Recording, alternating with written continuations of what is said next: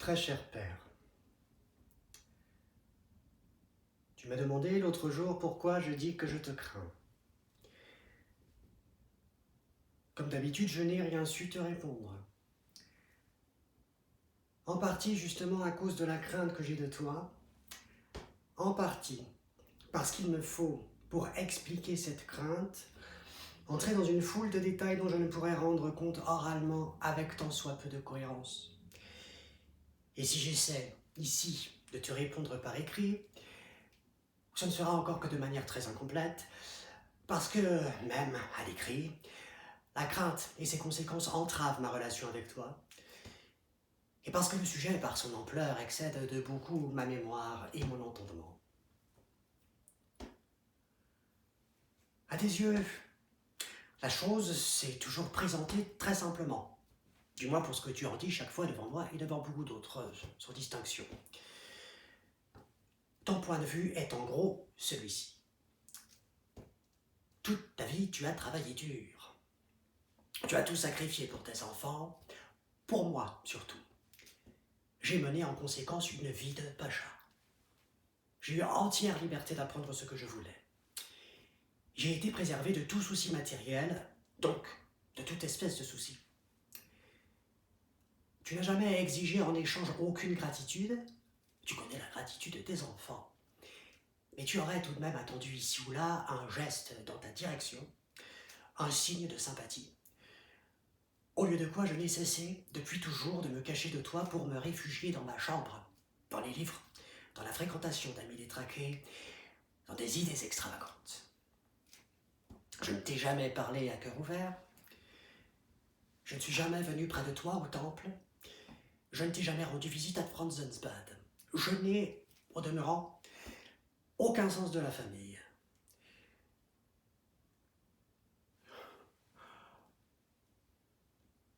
Je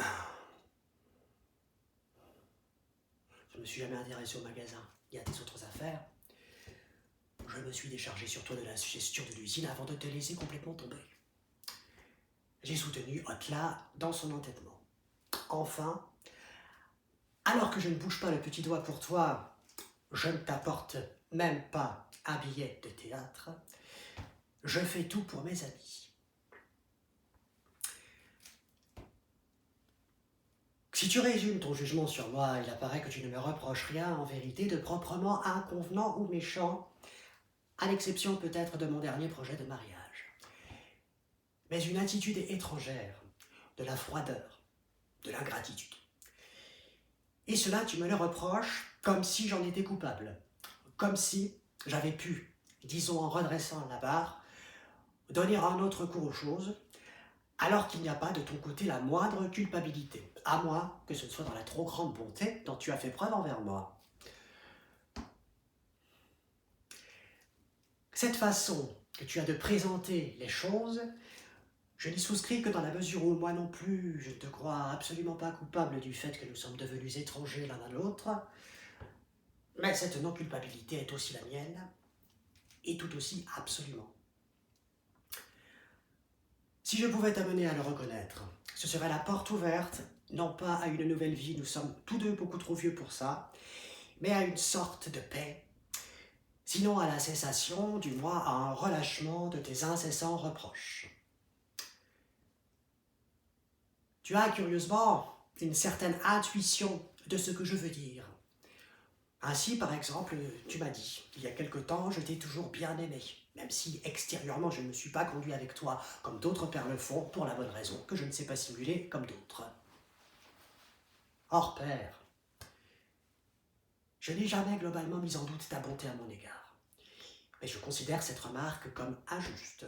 Je ne sais pas simuler, c'est juste, mais affirmer pour cette seule raison que les autres pères sont des simulateurs est soit pur ergotage, et il n'y a plus lieu de discuter, soit, et c'est de cela je pense qu'il s'agit vraiment, traduit en termes voilés le fait que quelque chose ne va pas entre nous et que tu y as contribué, mais sans être coupable.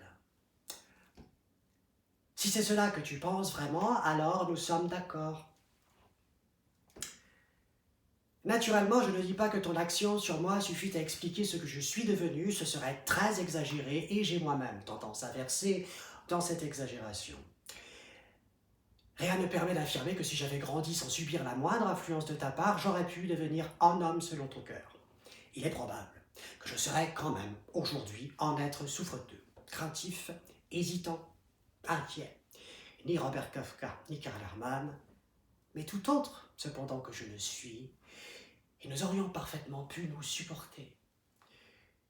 J'aurais été heureux de t'avoir pour ami, pour patron, pour oncle, pour grand-père, et même, avec plus d'hésitation déjà, pour beau-père. Mais comme père, précisément, tu étais trop fort pour moi. D'autant que mes frères étaient morts en bas âge, que les sœurs sont venues bien plus tard, et qu'il m'a donc fallu soutenir tout seul le premier choc, ce pourquoi j'étais beaucoup trop faible. Compare-nous tous les deux.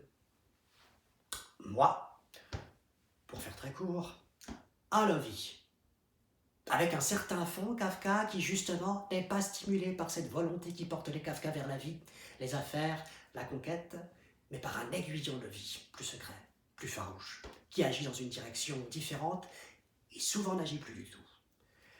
Toi, en revanche, un vrai Kafka, par la force, la santé, l'appétit, la puissance vocale, l'éloquence, le contentement de soi, la hauteur en toute chose, la persévérance, la présence d'esprit, la connaissance des hommes, une certaine largeur de vue, avec naturellement tous les défauts et les faiblesses qui sont le revers de ces qualités et dans lesquelles te précipite ton tempérament et tes brusques colères.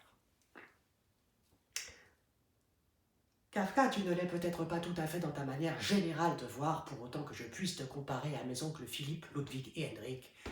C'est curieux, là non plus, je ne vois pas très clair. Ce qui est sûr, c'est qu'ils étaient tous plus gais, plus alertes, plus détendus, plus sociables, moins sévères que toi. En cela, d'ailleurs, j'ai beaucoup hérité de toi et beaucoup trop bien géré l'héritage, sans, il est vrai, posséder dans mon caractère les contrepoids nécessaires dont tu disposes. Mais d'un autre côté, tu as probablement connu aussi des périodes différentes sous ce rapport. Tu étais peut-être plus gai avant que tes enfants, moi le premier, ne te déçoivent et ne t'accablent. En effet, quand il y avait des étrangers, tu étais un autre. Et il se peut de même que tu sois redevenu plus gai, maintenant que tes petits-enfants et ton gendre t'apportent un peu de cette chaleur que tes propres enfants, à part Vali peut-être, ne pouvaient te donner. Quoi qu'il en soit, nous étions si différents, et dans cette différence si dangereux, l'un pour l'autre, que si d'aventure, on avait voulu calculer à l'avance comment moi, l'enfant, qui lentement se développait, et toi, l'homme fait, nous allions nous comporter l'un envers l'autre, on aurait pu supposer que tu allais tout simplement m'écraser et qu'il ne resterait rien de moi. Or, ce n'est pas ce qui s'est produit. Le vivant ne se laisse pas calculer. Mais il s'est produit pire peut-être. En disant cela, je te demande encore et toujours de garder à l'esprit que pas un instant je ne crois à une culpabilité de ta part. Tu ne pouvais agir sur moi autrement que tu ne l'as fait. Seulement, tu dois cesser de voir une méchanceté particulière de ma part dans le fait que j'ai succombé à cette action. J'étais un enfant craintif. Je n'en étais pas moins têtu, comme le sont les enfants. Il est certain aussi que mère me gâtait. Mais je ne peux pas croire que j'ai été particulièrement difficile à mener. Je ne peux pas croire qu'avec un mot gentil, un bon regard, en me prenant simplement par la main, on eût pu obtenir de moi tout ce qu'on voulait. Or, tu es bien, au fond, un être bon et tendre. Ce qui suit n'y contredira pas, je ne parle ici que de l'apparence sous laquelle tu exerçais ton action sur moi. Mais tous les enfants n'ont pas la persévérance et l'intrépidité de chercher aussi longtemps qu'il faut pour trouver la bonté. Tu ne sais t'y prendre avec un enfant qu'en restant l'homme que tu es, donc en recourant à la force, au bruit, à la colère, ce qui dans mon cas te semblait d'autant plus approprié que tu voulais faire de moi un garçon fort et courageux.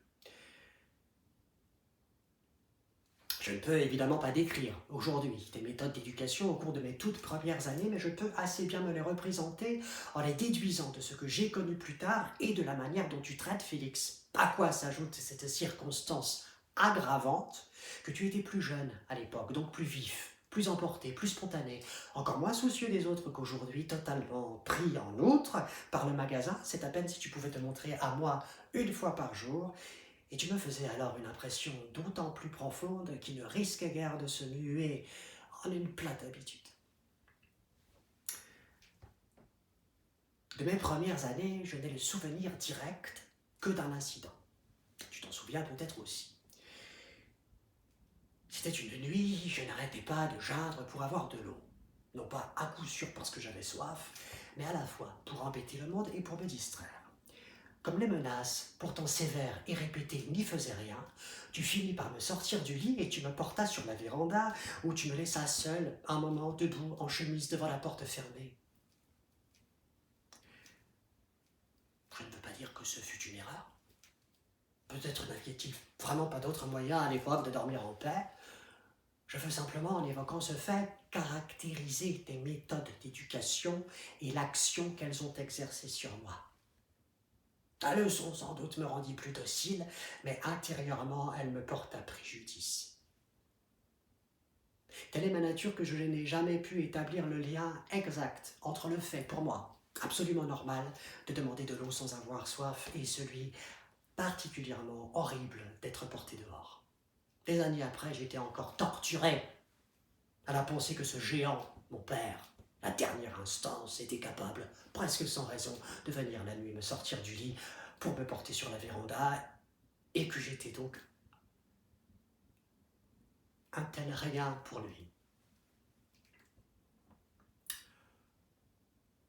Ce n'était alors qu'un petit début, et ce sentiment de nullité qui si souvent me domine, et qui peut être aussi à certains égards un sentiment noble et fécond, tient pour beaucoup à ton influence. J'aurais eu besoin qu'on m'encourage un peu, qu'on me témoigne un peu de gentillesse, qu'on dégage un peu le chemin devant moi, au lieu de quoi tu me le barrais, dans l'intention certes louable de m'en faire prendre un autre, mais pour lequel je n'étais pas fait. Tu me félicitais par exemple quand je marchais au pas et saluais comme il faut, mais je n'étais pas un futur soldat. Tu me félicitais même quand je me forçais à manger beaucoup, qui plus est en buvant de la bière, ou bien quand j'étais capable de reprendre des chansons que je ne comprenais pas, ou de répéter, comme un perroquet, tes expressions favorites, mais rien de tout cela n'appartenait à mon avenir. Et il est significatif qu'aujourd'hui, encore, tu ne m'encourages vraiment que lorsque tu es toi-même mis en cause. Quand il y va de ton amour-propre, soit que je l'ai blessé, avec mon projet de mariage par exemple, soit qu'il a été blessé à travers moi, par exemple quand Pépin m'insulte. Alors oui, tu m'encourages, tu me rappelles au sentiment de ma valeur, tu m'énumères les parties auxquelles je serais en droit de prétendre. Mais outre le fait que j'ai atteint un âge où l'on n'est guère plus sensible aux encouragements, à quoi pourrait-il me servir s'il ne s'exprime que lorsque je ne suis pas au premier chef concerné? C'est autrefois que j'aurais besoin d'être encouragé, et en toutes circonstances. J'étais déjà écrasé par ta simple apparence physique. Je me souviens de ces jours, à l'école de natation, où nous nous déshabillions ensemble dans une cabine. Moi, maigre, faible, le corps étroit, toi, grand, fort, large. Dans la cabine déjà, je me faisais un effet lamentable, non seulement face à toi, mais face au monde entier, car tu étais pour moi la mesure de toute chose. Et lorsqu'ensuite nous sortions pour aller vers les gens, moi te tenant la main, petit squelette flageolant, pieds nus sur les planches, paralysé par la peur de l'eau, incapable de reproduire les mouvements de la nage que dans une louable intention, mais de fait à ma grande honte, tu faisais et refaisais inlassablement devant moi. Alors j'étais très désespéré. Et à de tels moments, tous les déboires que j'essuyais dans tous les domaines se répondaient en moi dans une harmonie grandiose. Là où je me sentais encore le mieux, c'est quand parfois tu te déshabillais le premier et que je pouvais rester seul dans la cabine, repoussant la honte de mon apparition publique jusqu'au moment où tu voulais voir ce que je faisais et où tu me poussais dehors. Je t'étais reconnaissant de ne pas sembler remarquer ma détresse. Aussi bien étais-je fier du corps de mon père. Cette différence, d'ailleurs, subsiste aujourd'hui encore entre nous, inchangée. À cela faisait écho ta souveraineté intellectuelle. Tu t'étais élevé seul à la force du poignet, d'où cette confiance illimitée que tu affichais dans ta propre opinion. Encore la chose n'était-elle pas aussi aveuglante pour l'enfant d'alors qu'elle le devint plus tard pour le jeune homme presque adulte. De ton fauteuil, tu gouvernais le monde. Ton opinion était la bonne, tout autre était démente, extravagante, cinglée, anormale. Si grande était ta confiance en toi que tu pouvais manquer à la plus élémentaire logique sans pour autant cesser d'avoir raison. Il pouvait arriver aussi que sur un sujet donné, tu n'aies pas d'opinion du tout. Il s'ensuivait alors que les diverses opinions susceptibles d'être émises sur le sujet étaient toutes, sans exception, nécessairement fausses. Tu étais capable, par exemple, de vitupérer contre les Tchèques, puis contre les Allemands, puis contre les Juifs. Et ce, non seulement à propos de détails, mais à propos de tout, si bien que pour finir, il ne restait plus personne en dehors de toi. Tu as acquis, à mes yeux, cette dimension énigmatique qu'ont tous les tyrans, dont la raison fait autorité en vertu d'un droit fondé sur leur personne et non sur la pensée. C'est du moins ce qu'il me semblait. Et de fait, tes raisons l'emportaient sur la mienne plus souvent qu'à leur tour. Ce qui se comprenait aisément dans la conversation, car nous allions rarement jusqu'à la conversation, mais qui était vrai aussi dans la réalité. Cependant, il n'y avait là non plus rien de spécialement incompréhensible. Ma pensée tout entière s'exerçait sous ta lourde pression, même dans les cas où elle n'était pas en accord avec la tienne, et particulièrement dans ceux-là.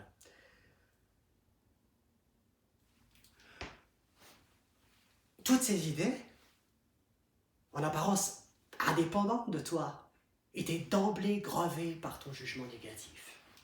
Supporter un tel poids, sans renoncer à développer puis à défendre son idée jusqu'au bout, était presque impossible. Je ne parle pas ici de je ne sais quelle haute pensée, mais de n'importe quelle petite affaire d'enfant. Il suffisait d'être heureux à propos d'une chose quelconque, d'en être empli, d'en parler. Une fois rentré à la maison, la réponse était un soupir d'ironie, un hochement de tête, un tapotement de doigts sur la table. J'ai déjà vu beaucoup mieux. Ou bien c'est à moi que tu viens dire ça. Ou bien si tu crois que j'ai la tête à ça. Ou bien ça te fait une belle jambe. Ou bien en voilà un événement.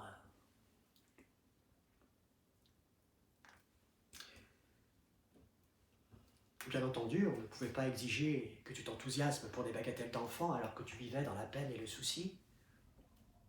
Là n'était pas non plus le problème.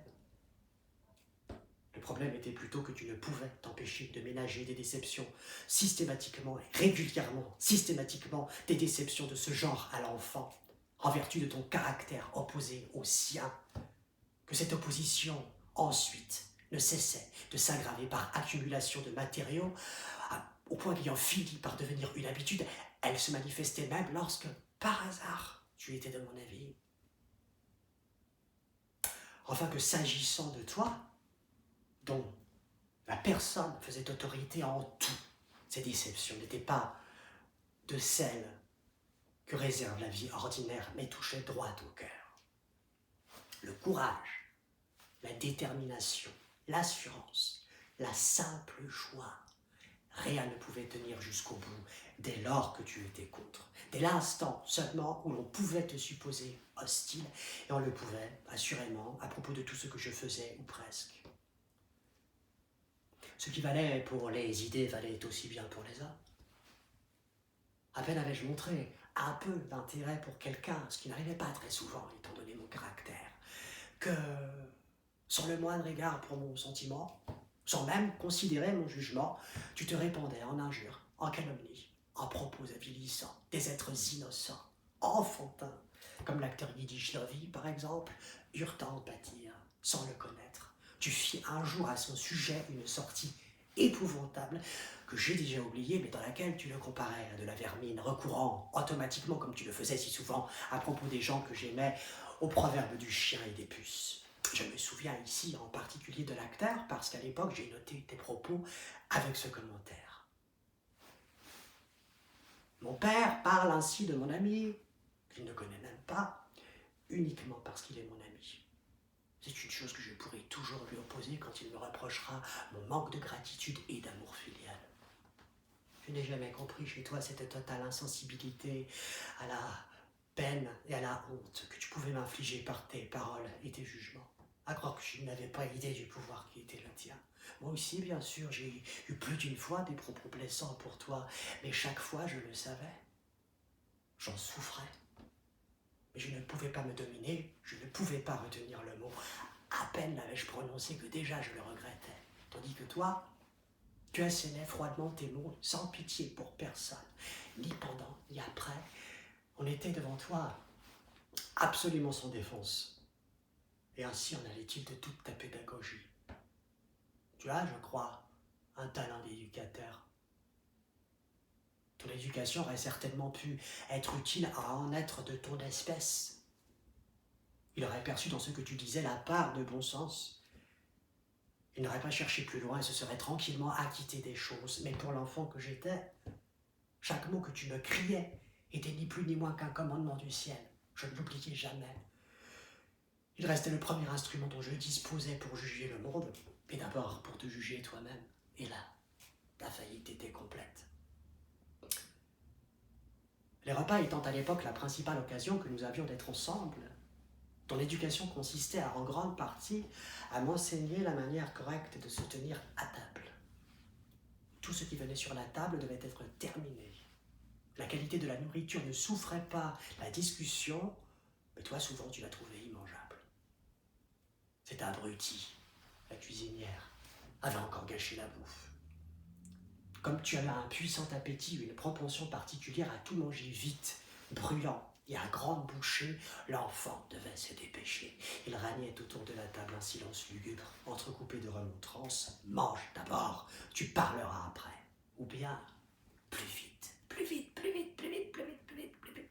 Ou bien, tu vois, j'ai fini depuis longtemps. On n'avait pas le droit de ronger les os, toi si. On n'avait pas le droit de licher le vinaigre à même la cuillère, toi si. Le pain devait absolument être coupé droit, mais que tu utilises pour le faire un couteau dégoûtant de sauce était indifférent. Il fallait veiller à ce qu'aucune miette de nourriture ne tombe au sol, mais pour finir, c'est sous ta table, ta place, qu'on en trouvait le plus. À table, on ne devait s'occuper que de manger, mais toi, tu te curais et te coupais les ongles, tu taillais des crayons, tu te nettoyais les oreilles au cure-dent. Je t'en prie, père, comprends-moi bien. Ces choses auraient pu être des détails en soi parfaitement insignifiants. Elles ne devenaient sérieuses pour moi que dans la mesure où toi-même, l'homme, qui faisait si prodigieusement autorité à mes yeux, tu n'observais pas les commandements que tu me dictais. Le monde, dès lors, m'a paru divisé en trois. Un monde dans lequel je vivais en esclavage, sous des lois qui n'avaient été forgées que pour moi, et auquel, par-dessus le marché, sans savoir pourquoi, je ne pouvais jamais satisfaire pleinement. Un deuxième monde, infiniment éloigné du mien, dans lequel tu vivais, occupé à gouverner, à distribuer les ordres et à te mettre en colère parce qu'ils n'étaient pas suivis. Un troisième monde, enfin, où vivait heureux le reste des gens, ignorant de l'ordre et de l'obéissance. J'étais continuellement dans la honte. Soit j'obéissais et c'était la honte, car tes ordres ne valaient que pour moi. Soit je me rebellais et c'était encore la honte, car de quel droit osais-je me rebeller contre toi? Soit j'étais incapable d'obéir parce que je n'avais pas ta force, par exemple, ni ton appétit, ni ton adresse, toutes choses pourtant que tu exigeais de moi comme des évidences. Et c'était assurément la plus grande honte. Ainsi roulaient, non pas les pensées, mais les sentiments de l'enfant.